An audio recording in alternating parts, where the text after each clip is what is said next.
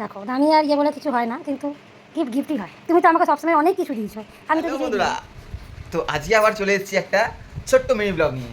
তোমরা যদি ভালো কিছু দেখতে চাও অবশ্যই মিনি ব্লগটা পুরোপুরি দেখবে। ব্যাপারটা হচ্ছে, তো তোমরা জানোই যে গতকালকে রাত্রিবেলায় আমি রাত্রির 12টার সময় তোমার দিদিভাইয়ের জন্য সবুজ কাচের চুড়ি নিয়ে এসে দিয়েছিলাম, জাস্ট ওটা একটা গিফট উপলক্ষে। তো তার জন্য আজ এই দুপুরবেলায় তোমার দিদিভাই দোকান থেকে বাড়ি আসলো, হঠাৎ এসে বলছে তোমার জন্য আমি রিটার্ন গিফট এনেছি। তো আমার শুনে একটু আনন্দই হলো। রিটার্ন গিফটটা কী এখন আমাকে দেখায়নি, তবে এখন এরম এরম করে ঘোরাচ্ছে আমার সামনে। তোমাদেরকে দেখাচ্ছি, দেখো, এই দেখো, সেই থেকে আমার সামনে এরম করছে, রিটার্ন গিফট করে যাচ্ছে। তো বলছি কী আছে সেটা আর বলে না, কী আছে এবার তো বলো। তুমি নিজে দেখো। দেখো, সত্যি কথা বলতে এটা সবার জন্য হয়, আমার জন্য হয়।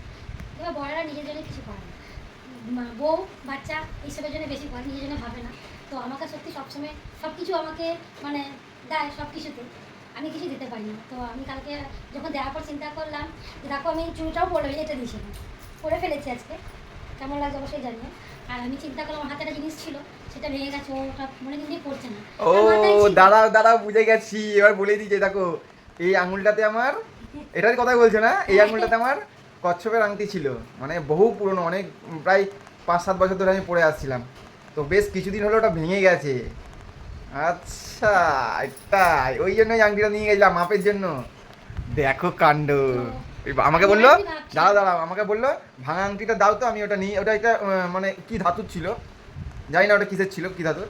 তো বললো আমাকে ওই আংটিটা দাও, ওই মাপে আমি তোমার ওটা সারিয়ে এনে দিচ্ছি। অনেক দিন আগেই নিয়েছে, 2-3 দিন আগে নিয়েছে। তো হঠাৎ আজকে সেই জিনিসটা তারা নিয়ে এসছে, মানে আমার ওই জিনিস, পুরোনো জিনিসই আমাকে হয়তো দেবে। তুমি দেখো, নিয়ে গেছি, আমি মানে ভাবছিলাম ওরকম ওটা ভেঙে গেছে, ওরা ওরা সারানো যায় না, আমি জানি। সামনে যায়নি ওটা। না, ওটা সারানো যায় না। যা, সারানো যায় না, তার কারণ হচ্ছে ওটা তো ইমিটেশনের জিনিস, তো সোনার দোকান শাড়ি দেবে না। আমি বললাম তাহলে এর বদলে কিনে নিয়ে যায়। তো ও নিজেই খুলে দেখো জিনিসটা কি। খোলো। তো চলো, বাহ, দোকানের নামও আছে গোল্ড প্যালেস।